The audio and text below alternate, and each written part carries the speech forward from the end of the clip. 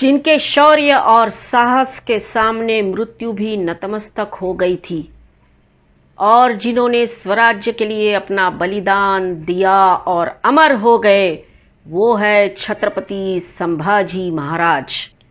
मराठों का इतिहास जब भी हम याद करते हैं तब छत्रपति संभाजी महाराज का नाम हमेशा याद किया जाता है। उनका नाम इतिहास के पन्नों में सुवर्ण अक्षरों में अंकित किया गया है। संभाजी महाराज का जन्म 14 मई 1657 को हुआ था।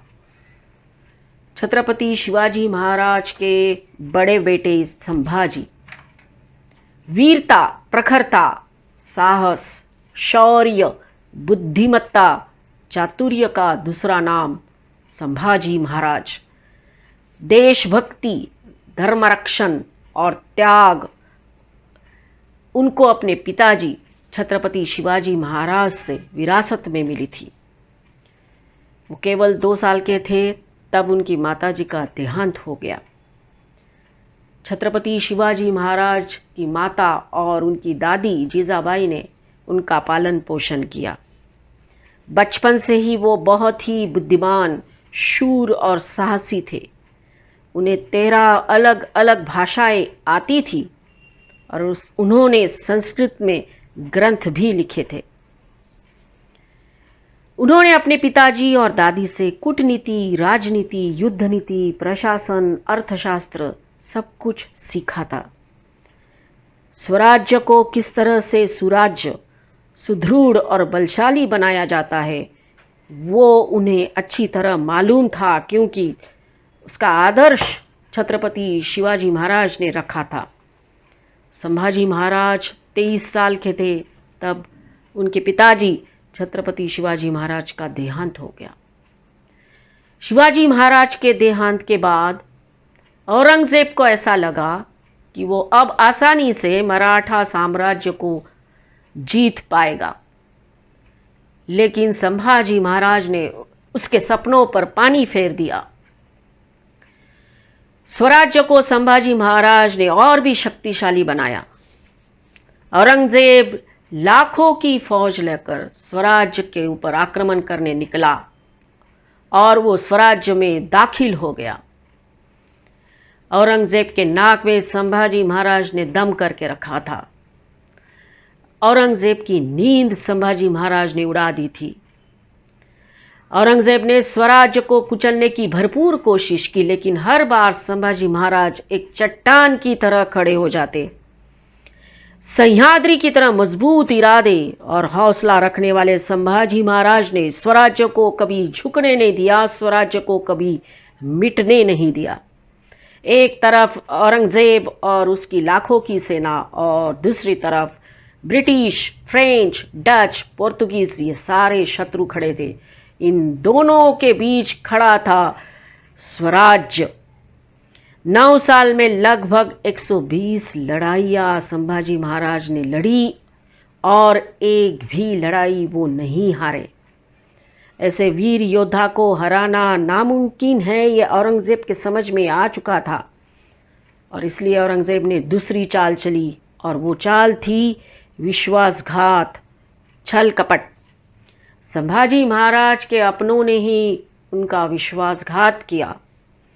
एक दिन संभाजी महाराज और कवि कलश गुप्त रास्ते से कहीं जा रहे थे, तभी किसी ने ये बात औरंगजेब को जाकर बता दी। संभाजी महाराज और कवि कलश पकड़े गए। उन दोनों को बेड़ियों में जकड़कर औरंगजेब के सामने लाया गया, ऊंट पर उल्टा लटकाया गया और सारे सैनिकों के सामने घुमाया गया। उनके ऊपर थूका गया, उनके ऊपर पत्थर फेंके गए, उनके ऊपर कीचड़ फेंका गया और आखिर में औरंगजेब के सामने जकड़कर उनको जब खड़ा किया तब औरंगजेब ने उनसे कहा, मुझे शरण आ जाओ। और औरंगजेब ने 3 शर्तें संभाजी महाराज के सामने रखी। पहली शर्त थी, मुझे सम्राट करके कबूल कर लो। दूसरी शर्त, स्वराज्य और स्वराज्य का खजाना मेरे हवाले कर दो। और तीसरी शर्त थी, अपना धर्म बदलकर मेरा धर्म मुस्लिम धर्म स्वीकार कर लो। संभाजी महाराज ने ये तीनों शर्तें ठुकरा दी। औरंगजेब ने संभाजी महाराज और कवि कलश को कैद में डाला और अनगिनत अत्याचारों का सिलसिला वहां से शुरू किया। सबसे पहले तो उनके हाथों के नाखून खींचकर निकाले गए, फिर उसके बाद पैरों के नाखून खींचकर निकाले गए। अनगिनत अत्याचार और यातनाएं संभाजी महाराज को दी जा रही थी। उसके बाद संभाजी महाराज का एक कान काटा गया तो दूसरे दिन दूसरा कान, और हर बार संभाजी महाराज से वो यही पूछते, तुम मुझे शरण आओगे? और संभाजी महाराज एक ही बात अपने मुंह से कहते, ओम नमः शिवाय। एक दिन जिस तरह से हम ककड़ी छिलते हैं ना, उस तरह से संभाजी महाराज के शरीर की खाल खींच ली गई। दूसरे दिन उन जख्मों पर नमक और मिर्ची छिड़क कर उन्हें और भी पीड़ा दी गई। हर बार वो एक ही बोला जाता, तुम इस्लाम कबूल कर लो, हम तुम्हें छोड़ देंगे। और हर बार वो एक ही जवाब देते, ओम नमः शिवाय। और एक दिन औरंगजेब ने फरमान निकाला, संभाजी की आंखें निकाल दो। औरंगजेब का वो सरदार 2 सलाखें लेकर संभाजी महाराज के सामने आया और बोला, बेटा क्यों अपनी जान गंवाना चाहते हो? शर्त मंजूर कर लो, ये पीड़ा से तो बचोगे। तभी संभाजी महाराज बोले, मेरे पिताजी छत्रपति शिवाजी महाराज ने आदर्श रखा कि स्वराज्य और स्वधर्म के लिए कैसे जिया जाता है, और मैं सबको दिखाना चाहता हूँ कि स्वराज्य और स्वधर्म के लिए किस तरह से बलिदान किया जाता है। और फिर से उन्होंने यही बोला, ओम नमः शिवाय। सरदार ने दोनों हाथों में सलाखें ली, गरम की और संभाजी से कहा, बेटा अपनी आंखें तो बंद कर लो। संभाजी महाराज बोले, नहीं, मेरे स्वराज्य को मुझे जी भर के देखने दो, इसके बाद मैं मेरे स्वराज्य को देख नहीं पाऊंगा। उस सरदार ने वो गरम सलाखें संभाजी महाराज की आंखों में घुसेड़ दी और संभाजी महाराज की आंखें फोड़ दी। तभी भी संभाजी महाराज यही बोल रहे थे, ओम नमः शिवाय। संभाजी महाराज के मुंह से दुख और दर्द भरी पुकार सुनने के लिए औरंगजेब तरस गया था। संभाजी महाराज के मुंह से एक ही बात निकल रही थी, वो था ओम नमः शिवाय, ओम नमः शिवाय। औरंगजेब बौखला गया और उसने आदेश दिया, जिस मुंह से वो अपने भगवान का नाम ले रहा है उसकी जुबान खींच लो। और दूसरे दिन संभाजी महाराज की जुबान खींच ली गई।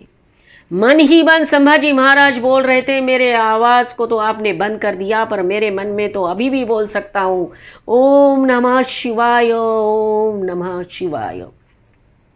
इतनी यातनाएं और क्रूरता वो सहन कर रहे थे। और औरंगजेब ने एक दिन संभाजी महाराज और कवि कलश को मारने का आदेश दिया।